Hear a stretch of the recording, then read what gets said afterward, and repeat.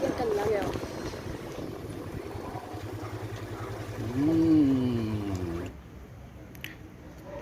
two wheeler tlang lo no entry tlang lo tak tak ani nghe chan kan jong chuak don ani lai kong hi tlang lo rei ta ne mai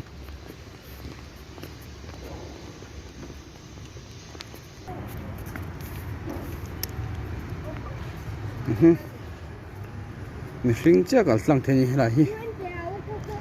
tlang lo chan chu cái hi ni lai hi lo min na sa hi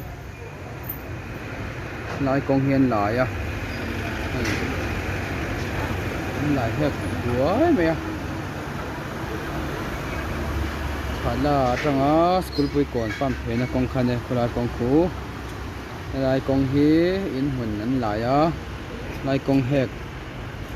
hi bui khat lang trong á school bui còn pam thla khan ni à chuan lai hi lo ma wangin motor atlan tlang thei lo ani kong hi khi atem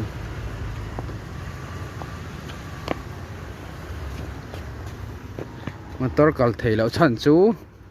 te khan kan lo fit fia ta la hek na sel tuk amin na sel tuk wa ani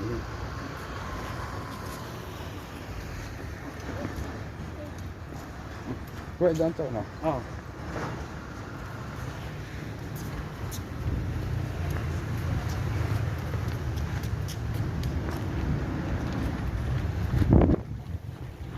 school bui kon ani a school bui kon lam tang panat lang lo hei kong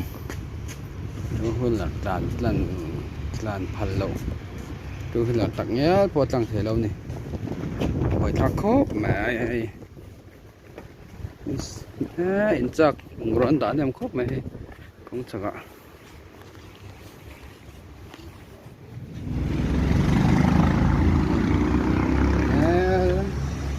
anh lại giao em anh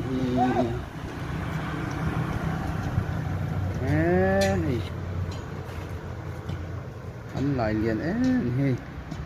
hay vàng hi nị mà tao rất lăng thấy đâu nị lại hiện mình nó sao tụi cái luôn anh rem bắt lậu cho nên công hi